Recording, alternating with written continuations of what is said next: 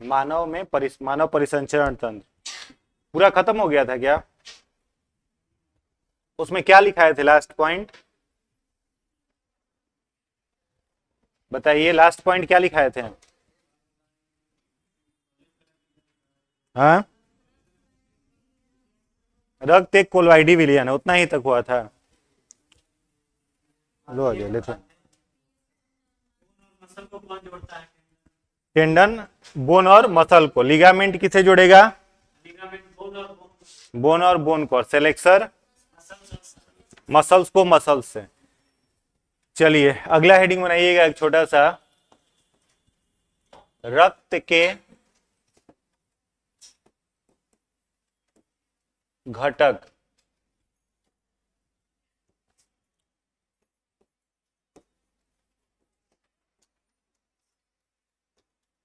Components of blood, रक्त के घटक, कंपोनेंट्स ऑफ ब्लड। ठीक है, देखिएगा इसको, पहला पॉइंट लिखिएगा इसमें, पहला लिखिएगा रक्त प्लाज्मा।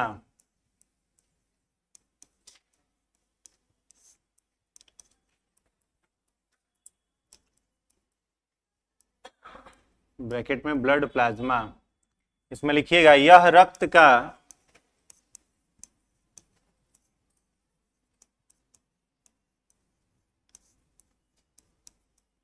तरल भाग है जिसमें,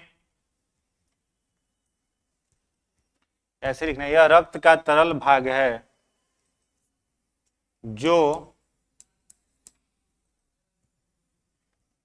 संपूर्ण रक्त का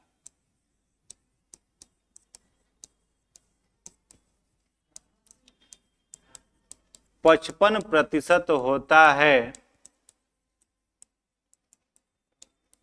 एवं इसमें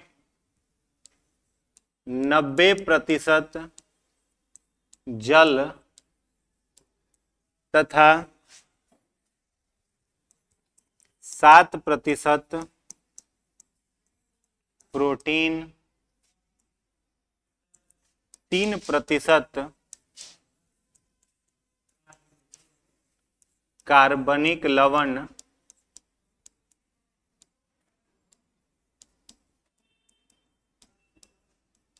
पाया जाता है। एक और पॉइंट लिखिएगा, यह मनुष्य में लसिका तंत्र,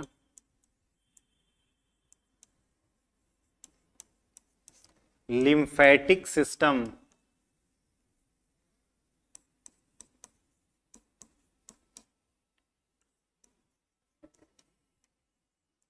के निर्माण में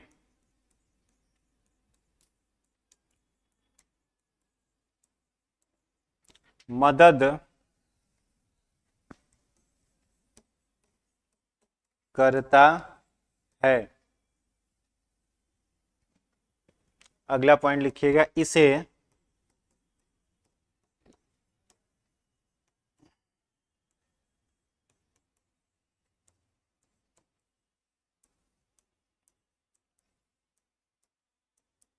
लिम्फोसाइट्स भी कहते हैं। इसे लिम्फोसाइट्स भी कहते हैं। हो गया? देखिए ब्लड का पहला ब्लड में कितने कंपोनेंट है? तो कुल मिलाकर के चार ही है ना। ब्लड प्लाज्मा है, आरबीसी है, डब्ल्यूबीसी है और प्लेटलेट्स है। तो ब्लड का एक जो कंपोनेंट है पहला, वो क्या हो जाएगा? ब्लड प्लाज्मा हो जाएगा। रक्त प्लाज्मा भी इसको हिंदी में कहते हैं। ठीक है, अब ब्लड प्लाज्मा का जो साइंटिफिक नेम है, वो साइंटिफिक नेम क्या है? लिम्फोसाइट्स। ठीक है, लिम्फोसाइट्स, साइट्स का मतलब क्या होता है? सेल। ठीक है, और चूंकि ब्लड, इसको शुरू से पहले पढ़ देते हैं, रक्त प्लाज्मा, यह रक्त का कैसा भाग है? तरल। तो तरल भाग है, बाद बाकी आरबीसी, डब्ल्यूबीसी और प्लेटलेट्स, ये तीनों के तीनों कैसे कंपोनेंट हो जाएंगे, तो सॉलिड ब्लड कंपोनेंट में आ जाएंगे। लिक्विड ब्लड कंपोनेंट जो है वो केवल और केवल कौन है, ब्लड प्लाज्मा है। और इस प्लाज्मा का टोटल, अगर पूरे ब्लड को आप 100% माने तो प्लाज्मा कितना परसेंट हो जाएगा, 55%, ठीक है। और 45% में आरबीसी, डब्ल्यूबीसी और प्लेटलेट्स, ये तीनों आएगा। तो यह संपूर्ण रक्त का 55% होता है। और इसमें 90% मात्रा किसकी होती है, जल की, ठीक है। पानी की मात्रा इसमें 90% हो जाएगा। 3% इसमें ऑर्गेनिक सॉल्ट हो जाएगा और 7% क्या हो जाएगा, प्रोटीन हो जाएगा, ठीक है। यह हम लोगों के बॉडी में किसके निर्माण में मदद करता है, लसिका तंत्र, लिम्फेटिक सिस्टम। इसी लिम्फेटिक सिस्टम को मनुष्य का इम्यून सिस्टम भी कहा जाता है, ठीक है। हम लोगों का जो इम्यून सिस्टम है, इम्यून सिस्टम का मतलब क्या हुआ, रोग प्रतिरोधक प्रणाली। इम्यून सिस्टम का मतलब क्या होता है, रोग प्रतिरोधक प्रणाली, जो बीमारियों से बचाने का काम करता है उसको क्या कहते हैं, इम्यून सिस्टम। तो हम लोगों का जो इम्यून सिस्टम है वह इम्यून सिस्टम कौन है, लसिका तंत्र है, लिम्फेटिक सिस्टम है। तो हम लोग का इम्यून सिस्टम कौन बनाता है, प्लाज्मा बनाता है। समझ में आया। तो चूंकि यह लिम्फेटिक सिस्टम हम लोगों का बनाता है, इसीलिए इस प्लाज्मा का एक नाम क्या है, लिम्फोसाइट्स। समझ में आ रहा है। प्लाज्मा के एक नाम और क्या दिया गया है, लिम्फोसाइट्स। क्लियर है। तो इसमें फैक्ट आपको इतना सारा याद रखना है। चलिए दूसरा लिखिएगा।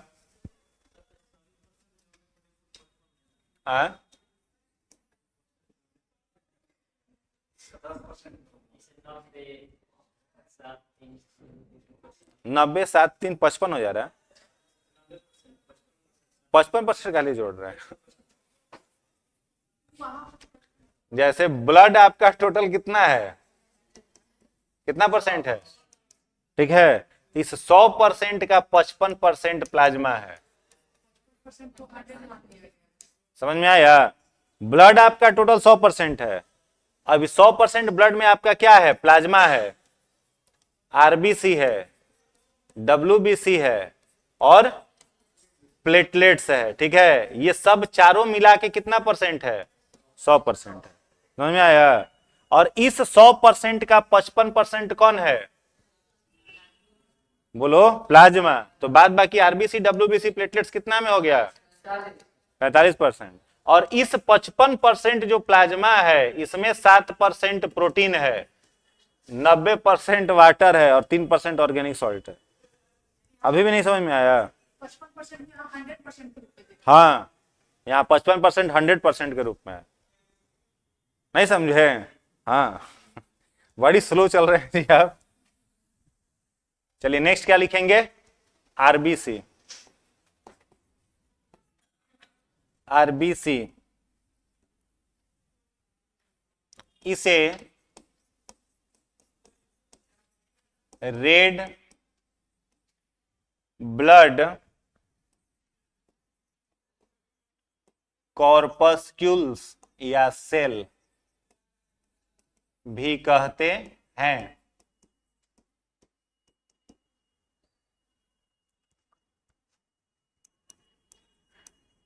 इसका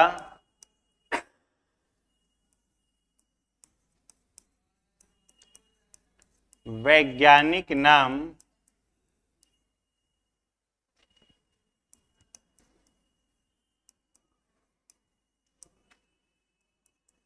इरिथ्रोसाइट्स है।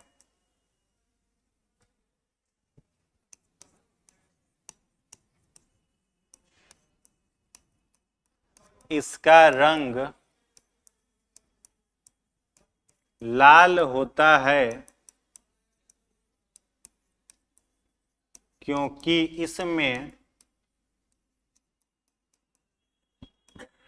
हीमोग्लोबिन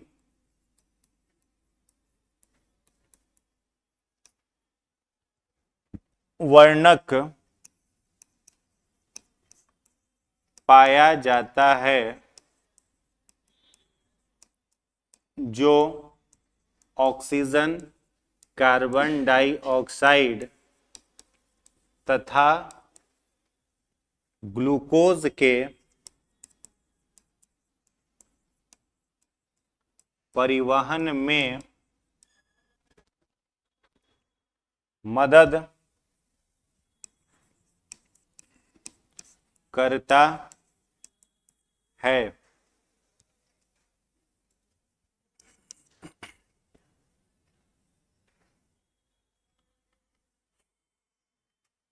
अगला पॉइंट लिखिएगा, ऊंचाई पर जाने पर तथा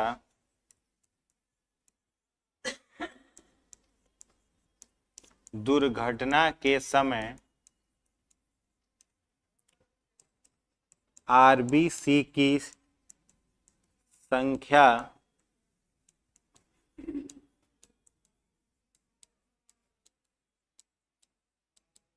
बढ़ जाती है।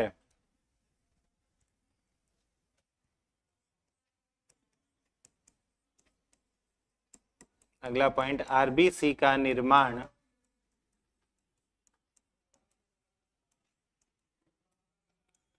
अस्थि मज्जा बोन मैरो में होता है तथा यह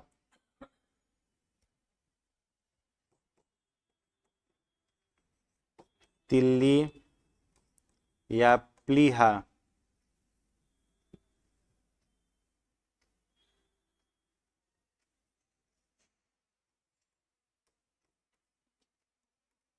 एस्प्लीन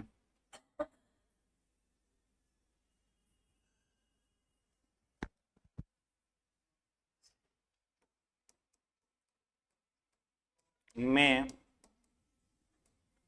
मृत हो जाता है। इसलिए प्लीहा को आरबीसी का कब्रिस्तान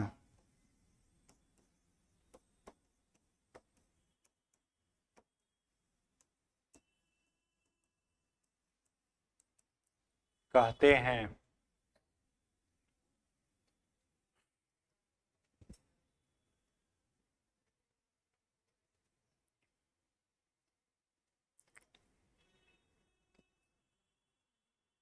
हम्म हम्म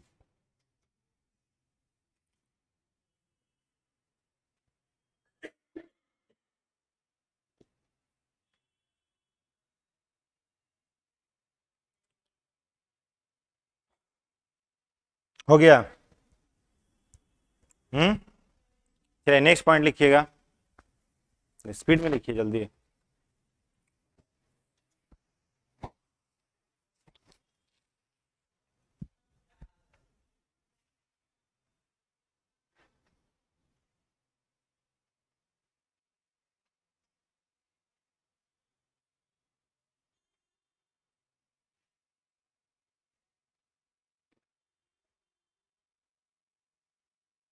नेक्स्ट पॉइंट लिखिएगा, आरबीसी की जीवन अवधि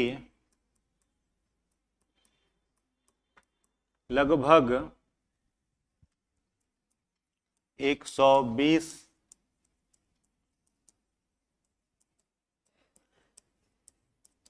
दिनों की होती है।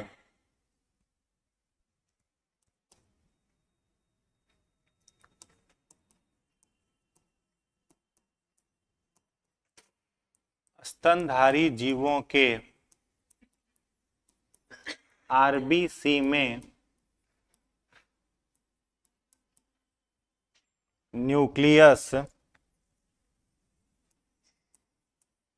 नहीं पाया जाता है।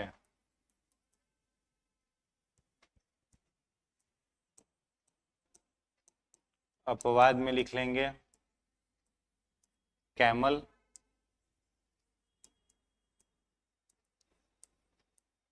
एंड लामा।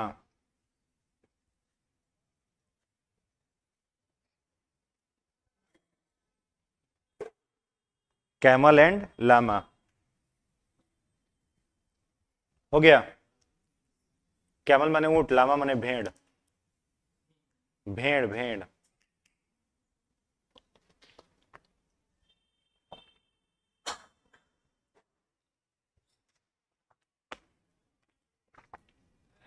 ठीक है।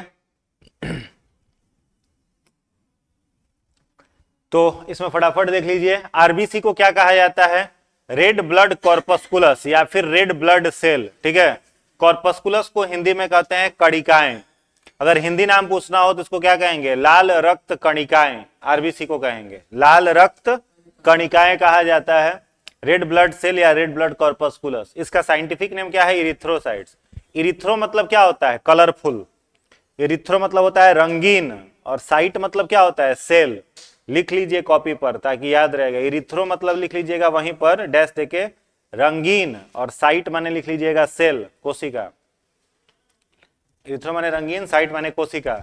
ये कोशिका कैसी होती है? तो रंगीन होती है, कलरफुल होती है। किस रंग की होती है? लाल रंग की होती है, इसीलिए इसको क्या कहा जाता है? इरिथ्रोसाइट कहा जाता है। आया बात समझ में? नेक्स्ट पॉइंट इसमें क्या है? इसका रंग कैसा होता है? लाल होता है। तो लाल रंग होने का कारण इसका क्या है? इसमें क्या पाया जाना है? हीमोग्लोबिन पाया जाना। जैसे अगर हम लोग बात करें तो एक जंतु है जिसका खून जो है वो किस रंग का होता है? तो नीला रंग का होता है। किसका? ऑक्टोपस का। तो ऑक्टोपस का खून नीला रंग का है क्योंकि उसमें क्या पाया जाता है? बताइए, सियानिन। बताए थे ना, ऑक्टोपस का खून नीले रंग का क्यों होता है? क्योंकि उसमें पाया जाता है हीमोसियानिन। ठीक है, या फिर जो केचुक कॉकरोच है उसका खून कैसा होता है? सफेद रंग का। क्या पाया जाता है उसमें? हीमोलिम्फ पाया जाता है। तो वर्णक के उपस्थिति के कारण जीवों के रक्त का रंग जो होता है वो परिवर्तित होता है। तो हम लोगों के रक्त में हीमोग्लोबिन है, इसीलिए रक्त दिखेगा कैसा? लाल रंग का दिखेगा। बात आ रहा है समझ में? तो लाल रंग के दिखने का कारण क्या है? हम लोगों में किसका पाया जाना है? हीमोग्लोबिन का। तो लिखा हुआ है इसका रंग लाल होता है क्योंकि उसमें हीमोग्लोबिन पाया जाता है। हीमोग्लोबिन की मात्रा कितनी होती है? तो प्रत्येक 100 ml ब्लड में याद रखिएगा 12 से 17 ग्राम। लिख लीजिएगा, प्रति 100 ml रक्त में, प्रति 100 ml रक्त में हीमोग्लोबिन की मात्रा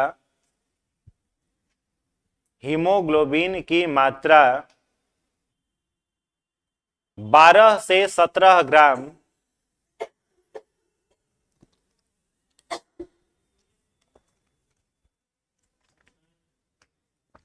ग्राम 12 से 17 ग्राम होती है। 12 से 17 ग्राम होती है तथा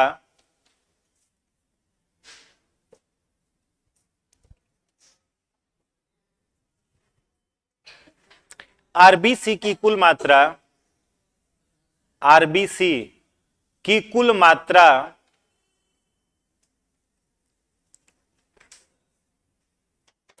45 से 50 लाख, 45 से 50 लाख प्रति घन मिलीमीटर रक्त में होती है। 45 से 50 लाख प्रति घन मिलीमीटर, प्रति घन मिलीमीटर रक्त में होती है। ठीक है, तो ये हीमोग्लोबिन जो हम लोगों का है, इसका अमाउंट अगर 100 ml ब्लड लेंगे तो कितना होना चाहिए? 12 से 17 ग्राम। एक और पॉइंट लिखिएगा, रक्त में हीमोग्लोबिन की कमी से, रक्त में हीमोग्लोबिन की कमी से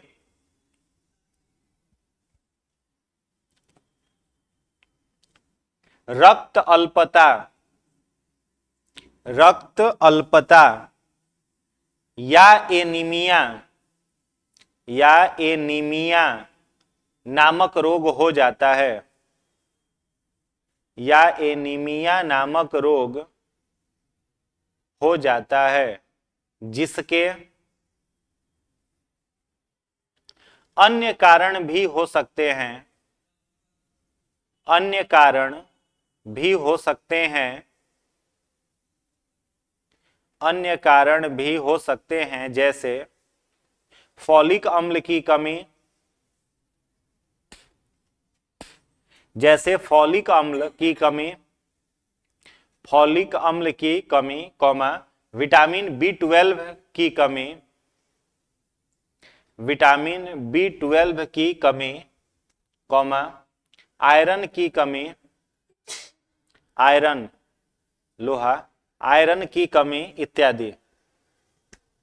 आयरन की कमी इत्यादि। ठीक है, तो इसको देख लीजिए, इसका वैज्ञानिक नाम इरिथ्रोसाइट्स। इसका रंग लाल क्यों होगा? क्योंकि इसमें क्या पाया जाएगा? हीमोग्लोबिन।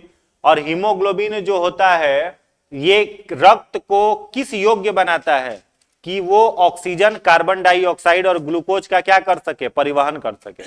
और क्वेश्चन आया हुआ एग्जाम में कि इस हीमोग्लोबिन में सर्वाधिक घुलनशील गैस कौन सा है? तो कार्बन मोनोऑक्साइड है, वो कल हम आपको बता दिए थे। तो रक्त में हीमोग्लोबिन वर्णक होता है कितना? 100 ml रक्त में कितना? 12 से 17 ग्राम। अगर 12 से कम किसी के रक्त में है, मतलब कई लोग ऐसे होते हैं जिनके 100 ml ब्लड में 6 और 7 ग्राम ही मिल पाता है हीमोग्लोबिन, तो उन लोगों को कौन सा रोग रहता है? एनीमिया बीमारी रहती है। तो जिनको एनीमिया रोग होगा उनके शरीर की कोशिकाओं में प्रॉपर ऑक्सीजन नहीं पहुंच पाता, जिससे वो हमेशा कमजोर फील करेंगे, वीकनेस उनको फील होगा। ठीक है, तो एनीमिया को ही इंग्लिश में एनीमिया कहते हैं, हिंदी में कहते हैं रक्त अल्पता। तो रक्त अल्पता मतलब ये नहीं समझिएगा कि रक्त की कमी है, रक्त में हीमोग्लोबिन की कमी है। ठीक है, और इसका क्या कारण होता है? जैसे विटामिन B12, विटामिन B6, इन सब का कमी होता है तो फिर भी हो जाता है एनीमिया। या फिर फॉलिक एसिड शरीर में कम हो गया, या फिर शरीर में आयरन का कमी हो गया, तो इन सबसे एनीमिया नामक रोग हो जाता है। तो एनीमिया माने खून की कमी नहीं, हीमोग्लोबिन की कमी। क्लियर है? चलिए, तो वही लिखा हुआ है, हीमोग्लोबिन वर्णक पाया जाता है जो इन चीजों का परिवहन कराता है। ऊंचाई पर अगर कोई व्यक्ति जाए तो जैसे जैसे आप ऊंचाई पर जाओगे वैसे वैसे ऑक्सीजन घटेगा कि बढ़ेगा? घटेगा। ऊंचाई पर जाने पर ऑक्सीजन क्या होता है? घटता है। तो ऑक्सीजन घटेगा तो सांस लेने में क्या होगा? दिक्कत होगा। तो हम लोगों का शरीर बहुत तेजी से आरबीसी की संख्या को बढ़ाना शुरू कर देता है ताकि जितनी भी कोशिकाएं हैं उन सारी कोशिकाओं तक ऑक्सीजन पहुंच जाए। ठीक है, तो ऊंचाई पर जाने पर और दुर्घटना ग्रसित होने पर दोनों केस में आरबीसी की संख्या बढ़नी शुरू हो जाती है। आगे लिखा हुआ है अस्थि, इसका निर्माण आरबीसी का कहाँ होगा? अस्थि मज्जा। जैसे आप ऊंचाई पर जा रहे हो तो आपके शरीर में ऑक्सीजन पूरे सेल में पहुंच रहा है, तो कौन लेके जा रहा है ऑक्सीजन को? आरबीसी लेके जा रहा है। आप ऊंचाई पर जा रहे हो तो ऑक्सीजन कम मात्रा में हो रहा है, ऑक्सीजन घट रहा है। तो आपके शरीर में जो अवेलेबल ऑक्सीजन है वो आपके शरीर के प्रत्येक कोशिका तक जल्दी से जल्दी पहुंचे, इसके लिए हम लोग का बॉडी आरबीसी को बढ़ाना तेज कर देता है, क्योंकि ऑक्सीजन के कम क्षेत्र में आप हैं, कम ऑक्सीजन के केस में है। तो आरबीसी की संख्या जो है जो 45 से 50 लाख है उसकी संख्या में बढ़ोतरी होनी शुरू हो जाती है। ठीक है, चलिए वही लिखा हुआ है, ऑक्सीजन पूरे कोशिका में पहुंच सके। ठीक है, इसका निर्माण कहाँ होगा? अस्थि मज्जा, मतलब बोन मैरो में यह बनेगा। बोन मैरो मतलब हड्डियों के बीच का खोखला स्थान। ठीक है, उसको क्या कहते हैं? Bone marrow. तो नॉर्मल रूप में बोन मैरो कहाँ कहाँ है? तो एक बोन मैरो हम लोगों के बॉडी में कहाँ मिल जाएगा? तो हम लोगों के घुटना में भी बोन मैरो है, कमर की हड्डी में बोन मैरो है, रिब्स में। ठीक है, यहाँ रिब केज जो है, रिब्स केज के बीच की जो हड्डी होती है उसको क्या कहते हैं? स्टर्नम कहते हैं। जैसे किनारे किनारे ये क्या है? रिब्स है, इसके बीच में एक हड्डी है उसको क्या कहते हैं? स्टर्नम। वहां पर भी आपको मिल जाएगा क्या? Bone marrow. और इन सारे जगहों पर क्या बनता है? तो आरबीसी का निर्माण होता है, आरबीसी यहाँ पर तैयार होता है। और आरबीसी मर कहाँ जाता है जाकर के? तो स्प्लीन में, प्लीहा में। प्लीहा को ही हिंदी में तिल्ली भी कहा जाता है। तो तिल्ली में जाकर के डेड होता है, इसीलिए तिल्ली को क्या कहेंगे? तिल्ली को बोला जाएगा मॉर्क्यू ऑफ आरबीसी, आरबीसी का कब्रिस्तान इसको बोला जाएगा। ठीक है, याद रहेगा। चलिए नेक्स्ट पॉइंट है इसमें, आरबीसी की जीवन अवधि कितने दिनों की? तो 120 दिनों की, मिनिमम 100 मैक्सिमम 120। ठीक है, प्लीहा तिल्ली का नाम है, एक बैग लाइक स्ट्रक्चर होता है पैनक्रियाज के बगल में। गूगल करना पड़ेगा इसको, अब नेट से कनेक्ट करके दिखाना पड़ेगा। नहीं, रीढ़ की हड्डी को कैसे कहेंगे? है ही नहीं, बैकबोन में वो नहीं होता है। ठीक है, तो इसका जीवन कितने दिनों का है? 100 से 120 दिनों, मिनिमम 100 और मैक्सिमम 120 दिन का होता है। जितने सारे स्तनधारी जीव हैं, स्तनधारी जीव मतलब जो बच्चे को जन्म देते हैं। ठीक है, तो जितने सारे स्तनधारी जीव हैं उन सबके आरबीसी में न्यूक्लियस नहीं होता है, इसलिए आरबीसी स्तनधारियों का अपवाद माना गया। अब हम लोग स्तनधारी जीव किस में आते हैं? स्तनधारी जीव जो होंगे प्रोकैरियोटिक कोशिका में आएंगे कि यूकैरियोटिक में? प्रोकैरियोटिक में। प्रोकैरियोटिक में केवल बैक्टीरिया आएगा ना जी, बैक्टीरिया को छोड़ के बाकी सब किस में आएगा? यूकैरियोटिक में। यूकैरियोटिक किसे कहा जाता है? जिसके सेल में न्यूक्लियस रहे। तो आरबीसी हम लोगों के सेल का अपवाद है जिसमें न्यूक्लियस नहीं पाया जाता है। तो इंपॉर्टेंट फैक्ट है वो याद रखना है कि जितने सारे आरबीसी है मैमल्स के, उनके आरबीसी में न्यूक्लियस नहीं है, लेकिन दो ऐसे स्तनधारी जीव हैं जिनके आरबीसी में न्यूक्लियस होता है। ठीक है, भेड़ और ऊंट। ठीक है, भेड़ और ऊंट, कैमल और लामा, इन दो स्तनधारी जीवों के आरबीसी में न्यूक्लियस होगा। ठीक है, आरबीसी का अमाउंट बता दिया 12 से 17 ग्राम 100 ml ब्लड में। और आरबीसी का अमाउंट कितना हो जाएगा पर क्यूबिक एमएम ब्लड में, कितना हो जाएगा 45 से 50 लाख हो जाएगा। ठीक है, तो इतना फैक्ट याद कर लेना है। आगे बढ़ा जाए, ये अगला पॉइंट लिखिएगा। बोलिए। हाँ, पाया जाएगा। यहाँ अपवाद नहीं लिखे हैं। चलिए आगे लिखिएगा WBC। नेक्स्ट लिखेंगे WBC, white blood cell.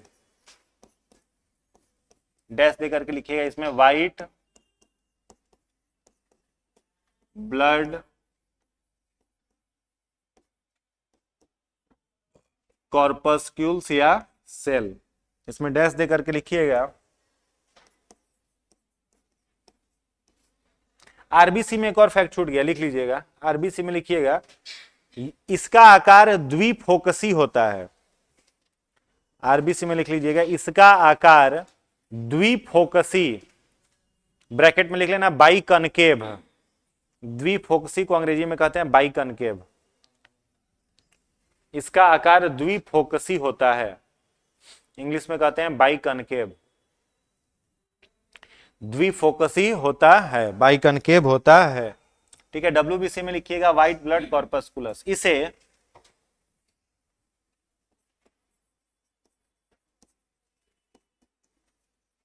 Leukocytes भी कहते हैं,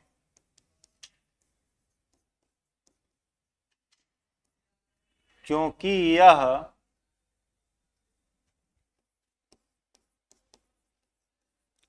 रंगहीन होता है। अगला पॉइंट लिखिएगा, इसमें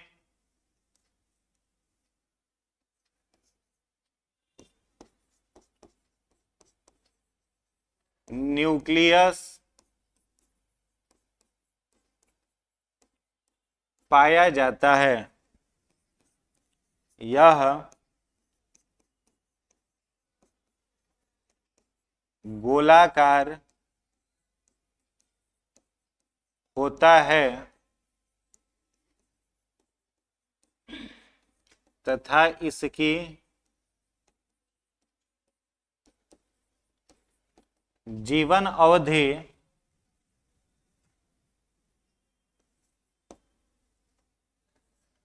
2 से 7 दिनों की होती है।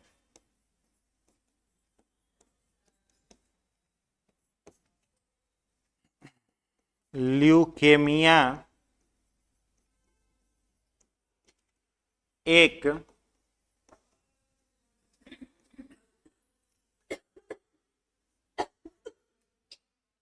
ब्लड कैंसर है। ल्यूकेमिया एक ब्लड कैंसर है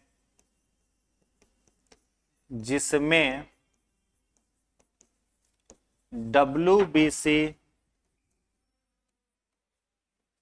प्रभावित होता है।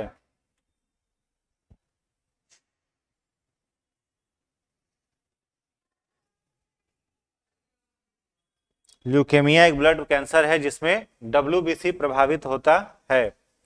नेक्स्ट लिखिएगा, इसे मानव शरीर का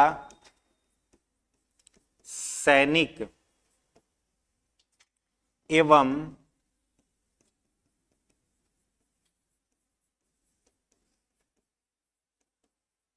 इम्यूनिटी बूस्टर कहते हैं। अगला पॉइंट लिखिएगा, WBC में सर्वाधिक संख्या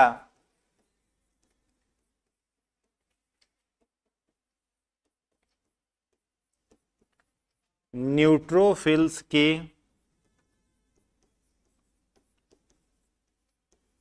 होती है तथा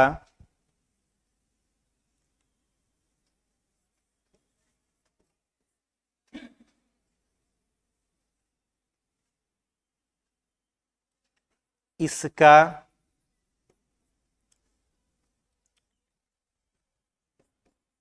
लिम्फोसाइट्स हमें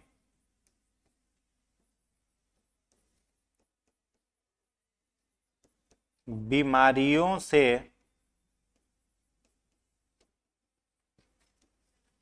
बचाता है।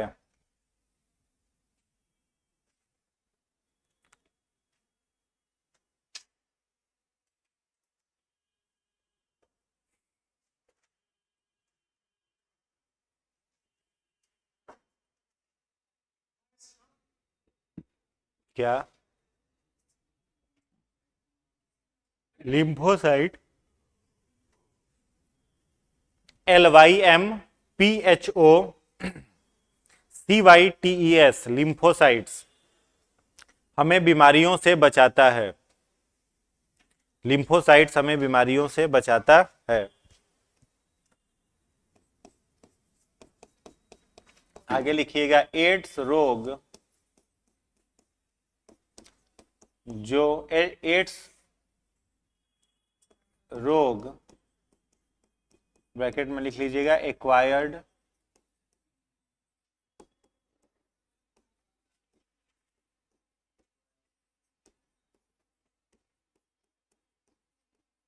डिफिशियंसी सिंड्रोम जो HIV ह्यूमन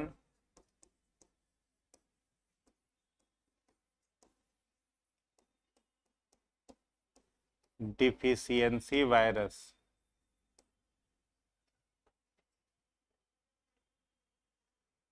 से होता है।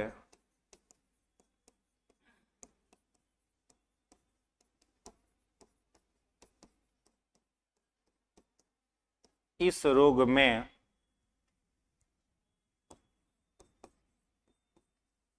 WBC की संख्या घटने लगती है। HIV रेट्रोवायरस फैमिली का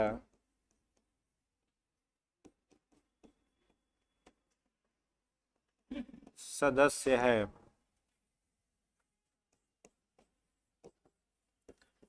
WBC की संख्या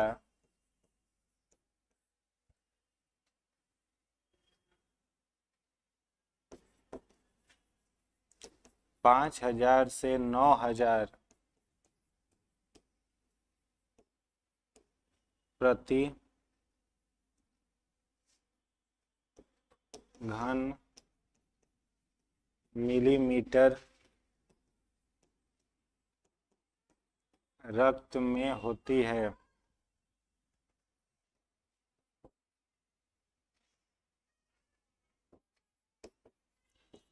WBC एवं RBC का अनुपात 1:600 है।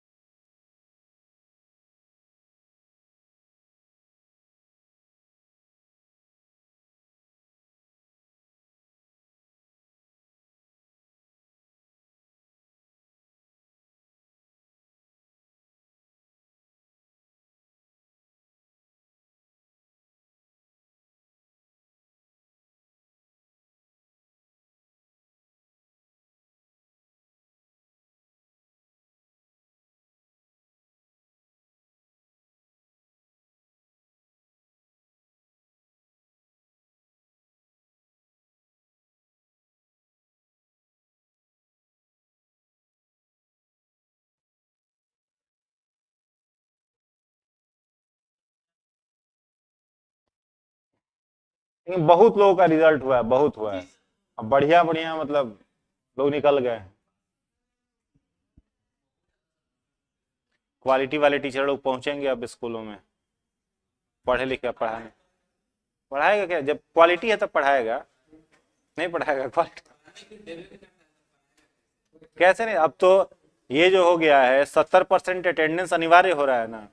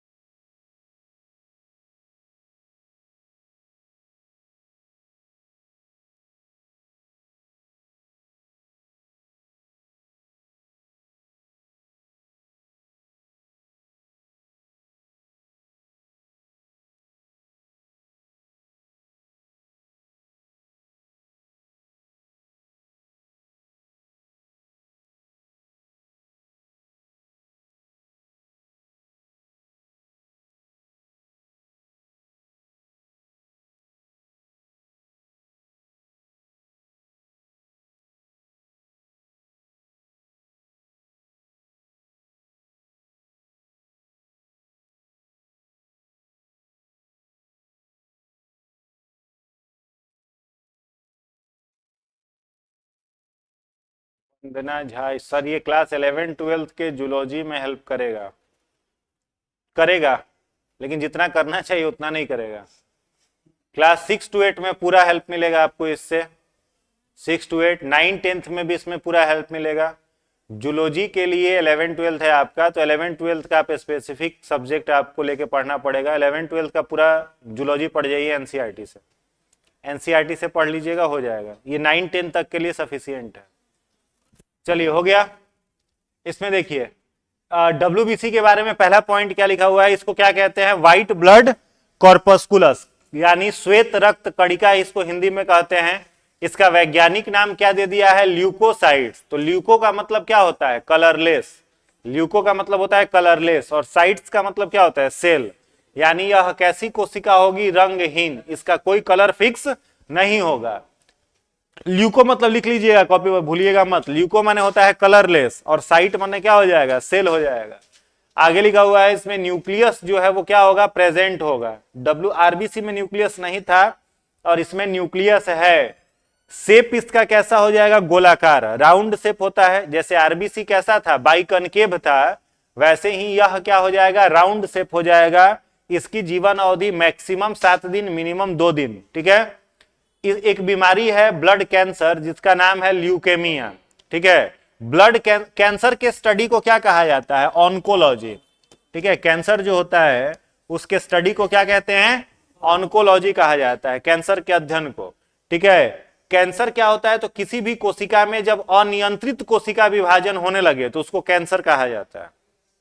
कैंसर माने कोई घाव वगैरह नहीं, कोशिका में अनियंत्रित कोशिका विभाजन होना क्या कहलाता है, कैंसर। तो कैंसर का ही एक टाइप है, क्या नाम है, ल्यूकेमिया। तो ल्यूकेमिया किसको प्रभावित करेगा, ल्यूकोसाइट्स, नाम से ही पकड़ा जा रहा है ना, ल्यूकेमिया। तो ल्यूकोसाइट्स यानी ये आरबीसी को संक्रमित नहीं करेगा। ब्लड कैंसर ल्यूकेमिया किसे प्रभावित करेगा, डब्ल्यूबीसी को करेगा। ठीक है। अब कहोगे किस आधार पर, तो आरबीसी में तो न्यूक्लियस ही नहीं था। आरबीसी में न्यूक्लियस था, तो जब न्यूक्लियस नहीं था आरबीसी में तो कोशिका विभाजन वो कैसे होगा, कैंसर में क्या होगा, अनियंत्रित कोशिका विभाजन होगा। तो डब्ल्यूबीसी में न्यूक्लियस है तो इसमें अनियंत्रित कोशिका विभाजन संभव है। तो ल्यूकेमिया ब्लड कैंसर है जिसमें डब्ल्यूबीसी प्रभावित होता है। ठीक है। और डब्ल्यूबीसी को क्या कहा जाता है, मानव शरीर का सैनिक, सोल्जर ऑफ ह्यूमन बॉडी, क्योंकि बीमारियों से बचाने का काम करेगा। इसका एक और नाम है इम्यूनिटी बूस्टर।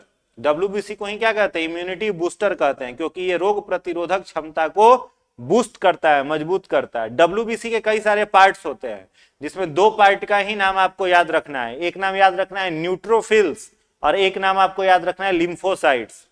तो डब्ल्यूबीसी को अगर हम 100% माने तो उस 100% डब्ल्यूबीसी में वो जो न्यूट्रोफिल्स है उसका प्रतिशत कितना होता है, 60%। 100% अगर डब्ल्यूबीसी को मानिए तो न्यूट्रोफिल्स जो होता है वो 60% होता है। ठीक है। तो डब्ल्यूबीसी में न्यूट्रोफिल्स की संख्या सबसे ज्यादा होती है, और डब्ल्यूबीसी का ही एक पार्ट है लिम्फोसाइट्स। तो लिम्फोसाइट्स हम लोगों का क्या करता है, तो बीमारियों से रक्षा करता है। डब्ल्यूबीसी को यहाँ लिखा है soldier of human body. Soldier of human body का मतलब क्या हो गया, जो बीमारियों से क्या करे, बचाए। तो बीमारी से बचाने का काम कौन करेगा, डब्ल्यूबीसी का, डब्ल्यूबीसी का कौन करेगा, लिम्फोसाइट्स करता है। ठीक है। तो इसलिए ये बीमारियों से बचाने का कार्य करेगा। आगे लिखा हुआ है एक डिजीज है जिसका नाम है एड्स। तो एड्स का फुल फॉर्म दिया हुआ है, पहला क्या लिखा हुआ है, देखो बीमारियां जो होती हैं वो 2 प्रकार की होती है। एक बीमारी को हम लोग कहते हैं कॉन्जेनाइटल डिजीज। ठीक है। एक जो डिजीज है उसको क्या कहा जाता है, कॉन्जेनाइटल डिजीज। और एक जो डिजीज होता है उसको कहा जाता है एक्वायर्ड डिजीज। तो डिजीज कितने तरह का, 2 तरह का। कौन कौन से 2 तरह का, कॉन्जेनाइटल डिजीज और एक्वायर्ड डिजीज। कॉन्जेनाइटल को हिंदी में कहते हैं जन्मजात रोग। ठीक है। और एक्वायर्ड को हिंदी में क्या कहा जाता है, उपार्जित रोग। तो रोग कितने तरह के, 2 तरह के, कॉन्जेनाइटल और एक्वायर्ड। क्लियर है। तो एड्स जो लिखा हुआ है, उपार्जित रोग किसी को कब होगा, जन्म के बाद, और जन्मजात रोग कब होगा, जन्म के साथ। समझ में आ रहा है। जैसे कई सारे बच्चे जन्म लेते हैं, उनका लिप्स और टंग क्लेप्ट रहता है, माने ओठ कटा हुआ है और ओठ के ऊपर ओठ चढ़ा हुआ है, रहता है ना। तो वैसे बच्चों को कौन सा रोग है? कॉन्जेनाइटल डिजीज है, जन्मजात रोग। और वैसा रोग जो जन्म के बाद होगा उसको क्या कहेंगे? Acquired disease. तो एड्स का जो फुल फॉर्म है इसमें इसका सारा मीनिंग छुपा हुआ है। देखिए, एक्वायर्ड का मतलब यहां क्या हो जाएगा? उपार्जित, माने जन्म के बाद। इम्यून किसे कहते हैं?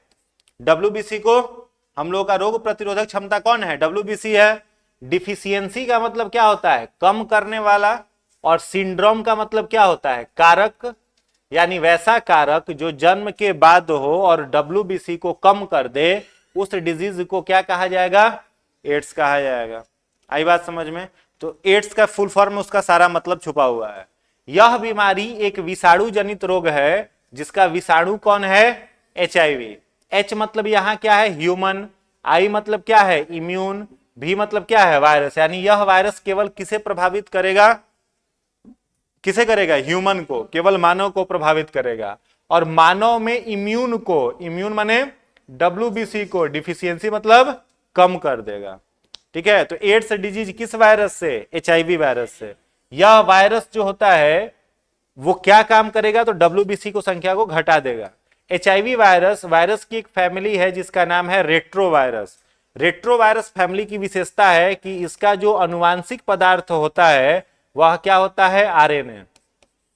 जैसे पूछा जाए हम लोगों का अनुवांशिक पदार्थ क्या है, तो क्या कहोगे? डीएनए। हम लोगों का अनुवांशिक पदार्थ क्या है? डीएनए है। वैसे ही ये जो रेट्रोवायरस है इसका अनुवांशिक पदार्थ जो होता है वह क्या होता है? आरएनए होता है। समझ में आया? अब इस रेट्रोवायरस फैमिली के 3 सदस्य होते हैं। इसका एक सदस्य है एचआईवी, इसका दूसरा सदस्य है टीएमवी और इसका तीसरा सदस्य है इन्फ्लुएंजा। समझ में आ रहा है? रेट्रोवायरस फैमिली के कितने मेंबर? 3, एचआईवी, टीएमवी और इन्फ्लुएंजा। एचआईवी तो समझ गए, एड्स रोग। टीएमवी भी वायरस का नाम है, इसका फुल फॉर्म होता है टोबैको मोजैक वायरस। ये वायरस किस में लगता है? तो तंबाकू के पौधा में। ठीक है, जो तंबाकू का पौधा होता है उस तंबाकू के पौधे को प्रभावित कौन करता है? टीएमवी। वायरस का खोज सबसे पहले किस वैज्ञानिक ने किया था? इवानोवस्की ने। वायरस किसने खोजा था? इवानोवस्की ने। और इवानोवस्की ने सबसे पहला वायरस जो खोजा था वो कौन था? टीएमवी। जैसे सबसे पहले बैक्टीरिया खोजा था किसने? लीवेनहॉक ने। और कौन सा बैक्टीरिया खोजा था सबसे पहले? साइनोबैक्टीरिया। वैसे ही वायरस में सबसे पहले खोजा गया था टीएमवी, इवानोवस्की के द्वारा। ठीक है, तो रेट्रोवायरस फैमिली का सदस्य एचआईवी भी है और ये दोनों भी रेट्रोवायरस के ही सदस्य हैं। इन्फ्लुएंजा का 2 खतरनाक स्ट्रेन होता है, ये आगे हम लोग डिजीज में पढ़ेंगे। एक होता है H1N1, नाम सुने हैं इसका? H1N1 से कौन सा रोग होता है? स्वाइन फ्लू होता है। समझ गए? और एक होता है इन्फ्लुएंजा का स्ट्रेन H5N1, इससे होता है बर्ड फ्लू होता है। ठीक है, तो ये दोनों इन्फ्लुएंजा वायरस के ही मेंबर हैं।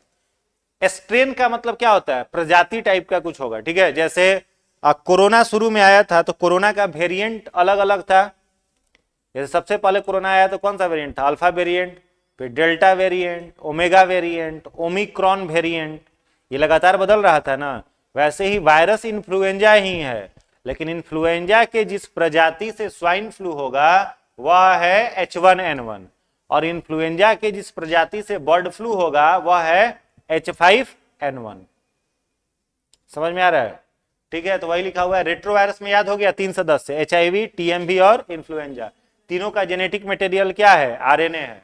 आगे लिखा हुआ है डब्ल्यूबीसी की संख्या प्रति घन मिलीमीटर रक्त में 5000 से 9000 के बीच हो सकती है। डब्ल्यूबीसी और आरबीसी का अनुपात याद करना इंपॉर्टेंट है, 1:600। यानी डब्ल्यूबीसी कितना? 1 और आरबीसी कितना? 600। ये इन दोनों का क्या है? अनुपात है, इसको याद कर लीजिएगा। ऐसा पेरेंट्स को एचआईवी से मतलब ग्रसित है, इसका जो बच्चा होता है ऐसा हो सकता है कि उसको बीमारी अगर डॉक्टरी देख रेख में होगा तो नहीं होगा। देखिए, एचआईवी संक्रमित पेरेंट्स से नहीं, संक्रमित माँ से उसके बच्चे में जाता है। ठीक है, पिता से नहीं जाता। तो संक्रमित माँ से उसके बच्चे में यह जाएगा तो किसके द्वारा जाएगा? प्लासेंटा के द्वारा। माँ और बच्चे का शरीर किससे जुड़ा हुआ रहता है? प्लासेंटा से। और प्लासेंटा से कॉर्ड निकलता है जिस कॉर्ड का नाम है एम्ब्रियोनिकल कॉर्ड, जो बच्चे के नाभि में लगा रहता है। वो किससे निकला रहता है? माँ के प्लासेंटा से निकलता है और बच्चे के नाभि से कनेक्ट रहता है। उसी के द्वारा माँ के शरीर का जितना भी पोषक तत्व है वो बच्चे के शरीर में प्रवेश करता है। तो उस प्लासेंटा से अगर बच्चे के कनेक्शन को हटा दिया जाए तो बच्चा बच सकता है, तो एक तो प्लासेंटा के थ्रू फैलता है संक्रमित मां से उसके बच्चे में, और दूसरा ब्रेस्ट फीडिंग के द्वारा। ठीक है, इन दो माध्यमों से फैलता है। डॉक्टरी देखरेख में कर देता है, बहुत सारे इंस्ट्रूमेंट के माध्यम से वो कर लेता है। हाँ, तो डायरेक्ट पिता से बच्चे को नहीं ना हुआ, कम्युनिकेट हो रहा है ना। चलिए याद रहेगा इतना। तो आज WBC ही तक रहने देते हैं। ठीक है, नेक्स्ट क्लास में बाद बाकी इस चैप्टर में हार्ट है, इसमें दो चीज बच रहा है, प्लेटलेट्स और ह्यूमन हार्ट, इन दोनों कर लीजिए। TMV लिख लीजिए। विषाणु का खोज TMV वायरस में सर्वप्रथम किया गया था। विषाणु का खोज सर्वप्रथम TMV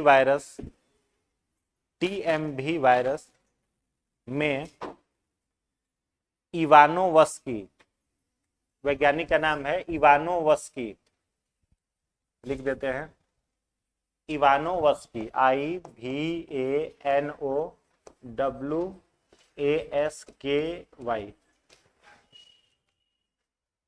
TMV के रूप में इवानोवस्की द्वारा किया गया था। न्यूट्रोफिल्स, हाँ हाँ, बढ़ जाता है। न्यूट्रोफिल की संख्या सबसे ज्यादा होती है। WBC जो है ना, उसके पार्ट होते हैं, एक पार्ट होता है ग्रैन्युलर और एक होता है नॉन ग्रैन्युलर। तो ग्रैन्युलर का मतलब होता है दानेदार, तो न्यूट्रोफिल्स उसी के अंतर्गत आता है, WBC का भाग है। ठीक है, तो इतना करके आइएगा, और बाद बाकी श्वसन तंत्र पूरा तैयार रखिएगा, किसी भी दिन उसका टेस्ट हो जाएगा, उसको पूरा तैयार रखना है। ठीक है।